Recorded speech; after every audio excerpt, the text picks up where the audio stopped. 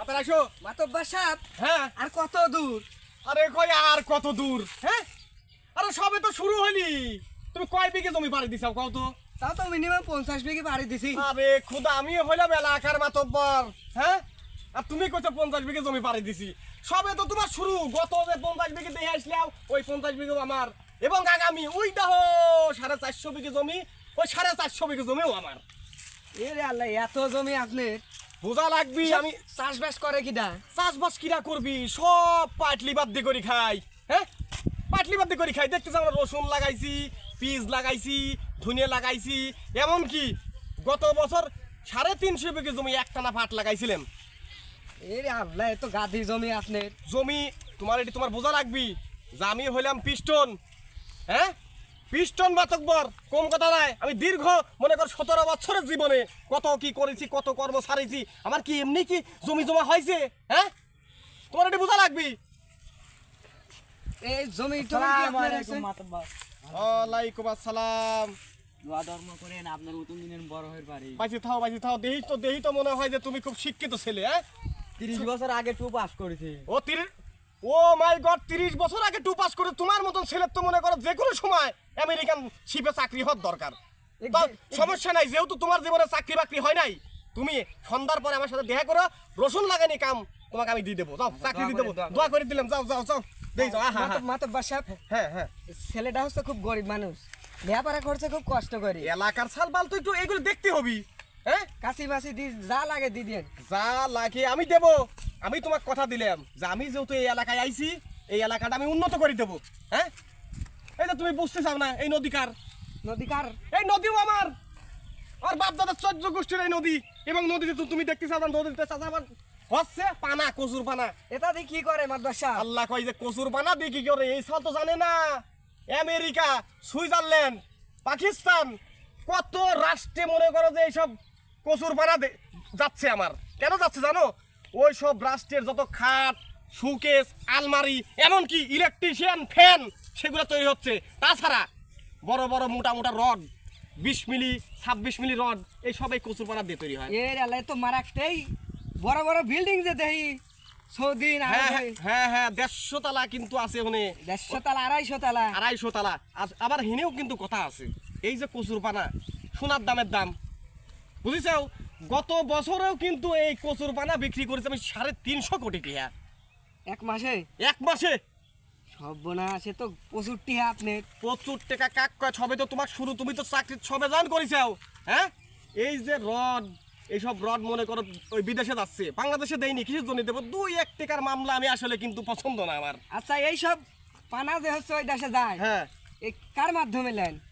শোনো আমাকে অনেকভাবে বলেছে যে আপনারা প্লেনের মাধ্যমে পাঠান হ্যাঁ আপনারা হচ্ছে ওই লঞ্চে পাঠান বড় বড় জাহাজে পাঠান না আমি কি এত বোকা নাকি কেন পাঠালেন না? পাঠাই নাই একটা কারণে নদী পথে যাওয়ার সময় যদি পুঁটি মাছের সাথে ধাক্কা লাগিয়ে যদি আমার এই কচুর পানা উল্টে যায় তাহলে গেল আমার সোনার চালানি গেল আরে বহুত টিহা তো ব্যয়বহুল। হ্যাঁ আবার উবুর দিয়ে যায় না কিসের জন্য জানো হঠাৎ করে ওই বিমানের তেলও ফুরিয়ে যাবে পারে ঠিক আছে আর বিমানের তেলই যদি ফুরিয়ে যায় তাহলে আমার কি হলে বিমান নষ্ট হয়ে গেল এমনকি ওই যে হেলিকপ্টারের যে ওই যে পাহা তো সেলাই করা বাঁশুই দিয়ে সেলাই করা হ্যাঁ খেজুরের পাতা দিয়ে বাঁশুই দিয়ে সেলাই করা আমি কি এত বোকা নাকি যে হেলিকপ্টারে পাঠাবো আর ওই মধ্যে ওই আকাশে যায় সেরে নষ্ট হয়ে যাবে অত পাগল আমি না আমি মুদ্দি করে চলি তাহলে যাই কিভাবে মাদ্রাসা? যাই হলি ওই যে এলাকার যেসব হলি ভ্যান সুরুজ চাচার ভ্যান মতিয়ারের ভ্যান আকুব্বরের ভ্যান ওই সব ভ্যানে আমি পাঠাই যারে মোটর মারা আস্তে আস্তে ঠেলে নিয়ে যায় তো ফর ভাঙি দৈনিক পরে শুরু প্রতিদিন পরে জন্য তো ওইসব গাড়ি পাঠাই ভাড়াও কম দেওয়া লাগে তাছাড়া আবার ওই রোহিত চাচার হইলে ওই তোমার গরুর গাড়ি হ্যাঁ ওই হাবিব চাচার হইলে মনে করো যে ওই মোষের গাড়ি ওইসব গাড়ি পাঠাই সোনার গাড়ি পাঠানো লাগে এটি তোমার বোঝা লাগবি তাছাড়া শোনো মাদবার চাচা, হ্যাঁ চশমার তো দেখছি গিলাস নাই।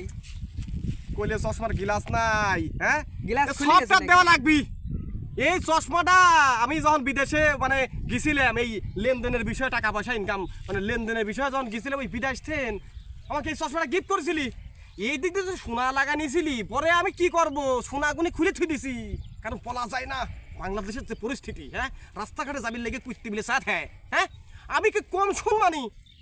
না ওই দেশে ভিক্ষি করতেন এই চশমা সিদ্ধি। হাই রে খুদা কয়ে ভিক্ষি করতেন। আমি তোমাকে একটা কথা বলি, আজকে এই অর্থ সম্পদ এসেছে কথা থেকে তুমি কি জানো? না তো। আমার বাপ দাদা 14 গোষ্ঠী, কম কথা না, সেই আদিম যুগের কথা আমি তোমাকে কি করে কব? হ্যাঁ বাপ দাদা 14 গোষ্ঠী মনে করো যে, আহারে ওই Dhaka airport, Kamalapur station, Rajshahi station ভিক্ষি করতে, ভিক্ষি করে করে টেহা জোগা জোগা তিলে তিলে তিলে তিলে এই এত অর্থ সম্পত্তি আইছে আমারে।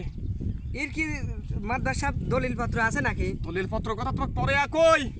4টি মিল ফ্যাক্টরি আছে আমারে, কম কথা না, সাবানের ফ্যাক্টরি, সোনুর ফ্যাক্টরি, স্যান্ডেলের ফ্যাক্টরি, জুতির ফ্যাক্টরি, তুমি কিসের ফ্যাক্টরি যাও? তাছাড়া 4-5টা রাইস মিল আছে আমাদের।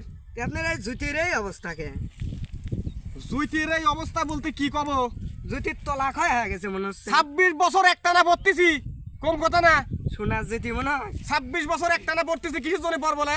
কষ্টের টেহা রে, আমার 14 গোষ্ঠী কেমন করে ভিক্ষি করে টেহা পয়সা করে জমা দিছিল রে। এই জন্যে কিন্তু মনে করে এই অবস্থা আজকে। আর আজকে যদি এত হিসাব নিকাশ করে যদি নাই চলতাম, তাহলে তো এতদিন আমার ভিক্ষি করে খেয়া লাগতে। তুমি মনে নাই যে বিষয়টা? আপনি তো আগেও ভিক্ষি করে খাইছেন। আমি এই কথা আসতে কও, ভিক্ষি করে টিহা জোগাইছে জন্য কি আমার সেই সম্মান নাই? আমার অবশ্যই সম্মান আছে, তোমার বোঝা লাগবে। আর এই যে তুমি প্রসঙ্গটা তুললে, হ্যাঁ যে এই যে দলিল কোনে, আরে বাবা রে, আমার কোনোদিন দলিল লাগে নাকি? হ্যাঁ আমার নাম শুনলে এমনি যারা হলে পিস দর্শন লাগায় ওরা এমনিতে জমি জমা সাইডে চলে যায়, যে পিস্টন ডাক্তার চলে আসছে। আমি যদি একটা পরিবারের পিস্টনই তো বাতিল হ্যাঁ যাবি। ভাত নাই ভিক্ষি নাই, খালি তুমি ব্যাগ ভরা দলিলের কথা লিখো।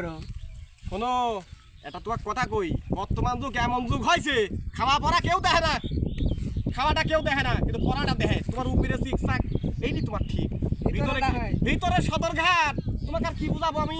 হ্যাঁ গত বছর যে মনে করো যে আমি 350 বেশি পাট বেচেছি, এই পাট বেচা টিহাই তো মনে করো যে আমি 450 বছর বসে খাবো। হ্যাঁ এই এত কিছু করেন, আপনার কাছে কি টিহা আছে? শোনো হিনার একটা কথা কই, ওই সামনের বাড়িতে শুনলাম যে আজকে বলে ওখানে খয়রাত বলে আছে, খয়রাতটা মিস করাই যাবে না।